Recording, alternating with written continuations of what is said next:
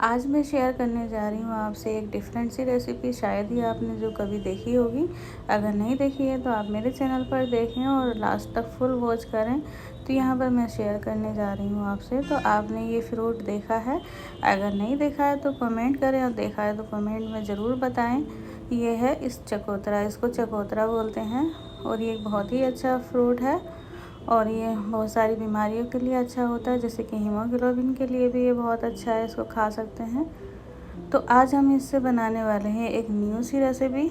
और ये मेरे घर पर पेड़ पर लगा था, बहुत सारे लगे हैं, तो मैंने उसी में से एक तोड़कर सोचा कि आप लोगों के साथ शेयर करूं। तो मैं यहाँ पर इससे बनाने जा रही हूँ जो ऊपर का छिलका है। हम इसको 2 पार्ट में यूज करेंगे।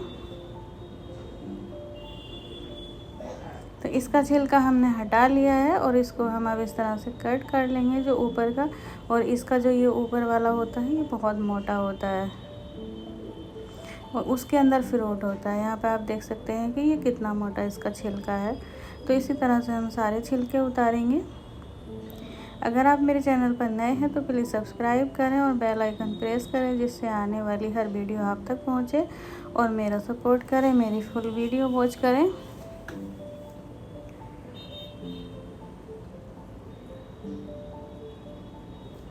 तो ये फ्रूट इसी मौसम में, अब हम यहाँ पर जो ये छिलके हैं इससे कुछ बनाएंगे और ये जो फ्रूट है अंदर का उससे हम जूस बनाएंगे।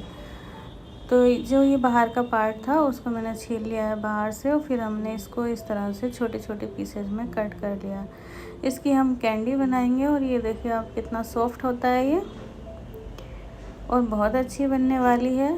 हम इसका कुछ भी पार्ट फेंकेंगे नहीं,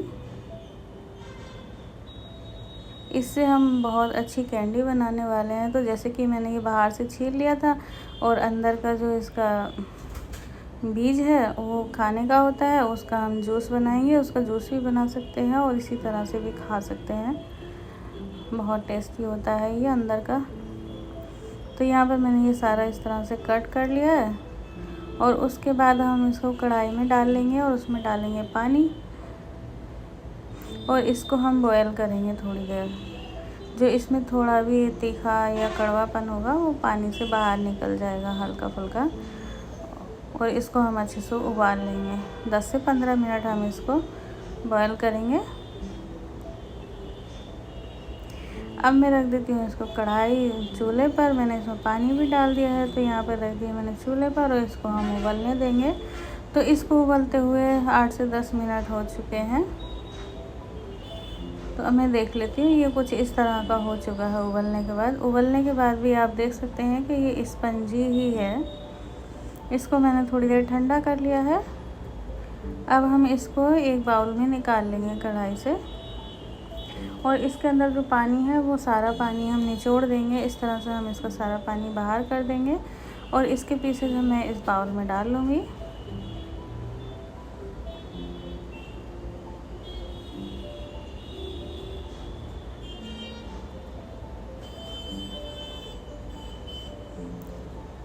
इसकी एकदम बहुत अच्छी डिश बनने वाली है और कैंडी तो सभी लोगों को पसंद आती हैं। अब यहाँ पर मैंने कढ़ाई रख दी है चूल्हे पर गर्म होने के लिए, और यहाँ पर मैंने 250 ग्राम तकरीबन चीनी डाली है और उसी बाउल से पानी मेज़र किया है। जितनी चीनी उतना पानी मैंने डाला है। इसको हम पका लेंगे। और जो छिलका एक चकोतरे का पार्ट है वो जो मैंने बॉयल किया है, इसको हमें बिल्कुल चाशनी नहीं बनाना है, सिर्फ इसकी चीनी मेल्ट होने तक पका लेना है।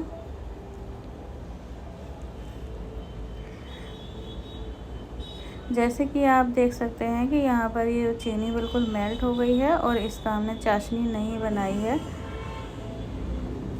तो जो हमने वो उबाला था चकोतरे का बाहर का पार्ट उबाला था, उसको हमने पानी निकाल कर रख दिया था, उसको अब हम इसमें डाल देंगे।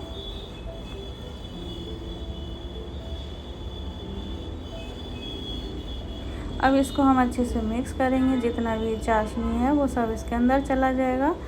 अब ये थोड़ा गीला गीला हो चुका है। आप यहाँ पर देख सकते हैं कि ये किस तरह का है, लेकिन हमें इसे अभी पकाना है। हम इसको मीडियम फ्लेम पर कम से कम आधा घंटा यानी कि 30 मिनट इसको हम पकाएंगे, तभी अच्छे से कैंडी बन पाएगी।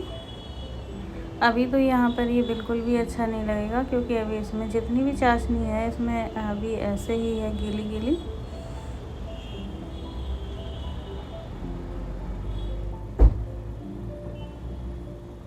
अगर ये रेसिपी मेरी आपको पसंद आती है तो आप इसको शेयर करें सभी अपने फ्रेंड्स में, रिलेटिव्स में, और इसको फुल वॉच करें।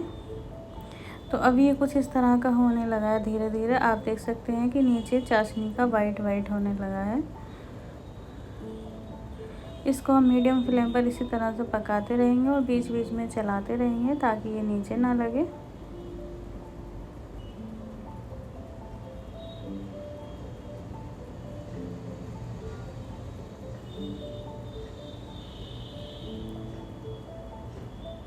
तो आप यहाँ पर देख सकते हैं कि ये कुछ इस तरह का हो चुका है। तो अभी ये नहीं हुआ है, अभी हमें इसे और पकाना है। जब तक चीनी जो है इसके ऊपर नहीं आ जाती तब तक हम इसको पकाते रहेंगे। चीनी इसके ऊपर दिखने लगेगी लास्ट में।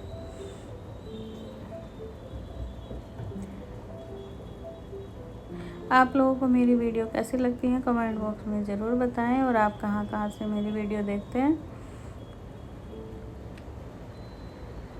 तो आप यहाँ पर देख सकते हैं कि इस पर थोड़ा थोड़ा वाइट वाइट पार्ट आ चुका है, चीनी जैसा लगने लगा है थोड़ा थोड़ा।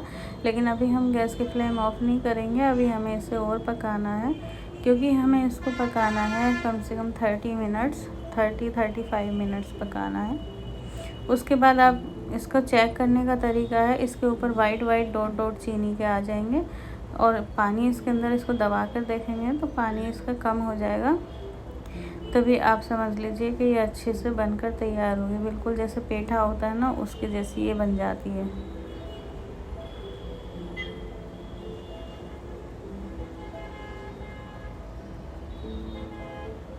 अभी इसके अंदर चाशनी है, जैसे कि मैंने अभी दबा कर देखी तो इसके अंदर थोड़ी सी चाशनी है। तो अभी हम इसे और पकने देंगे इसी तरह से। और साइडों में आप देख सकते हैं कि यहाँ पर हमारी चाशनी वाइट वाइट हो चुकी है।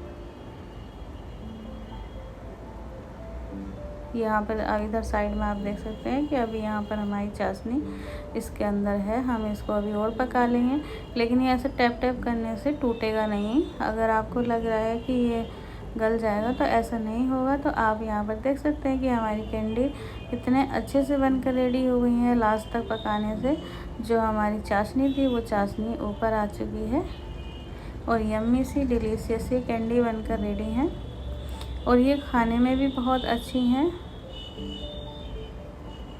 तो अगर आपके पास ये फ्रूट है, मिलता है, इसको ज़रूर ट्राई करें। मिलते हैं नेक्स्ट वीडियो में, तब तक